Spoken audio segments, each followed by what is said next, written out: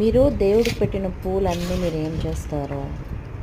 నేనైతే ఇలా ఒక కుండీలో ఒక మట్టి కానీ ఇసుక కానీ వేసి ఒక లేయర్ దాని మీద దేవుడికి పెట్టిన పూలు, ఏవైనా ఆకులు, ఒత్తులు అవన్నీ అట్లా మట్టిలో వేసేసి, ఇంకా ముందు రోజు తీసినవి కూడా ఉన్నాయి, అవి కూడా ఇందులో వేసి మళ్ళీ దానిపైన మట్టి ఇంకొక లేయర్ వేసేసి ఇసుక మట్టి ఉంటే మట్టి, ఇసుక ఉంటే ఇసుక వేసేసి అలా పక్కన పెట్టేస్తాము.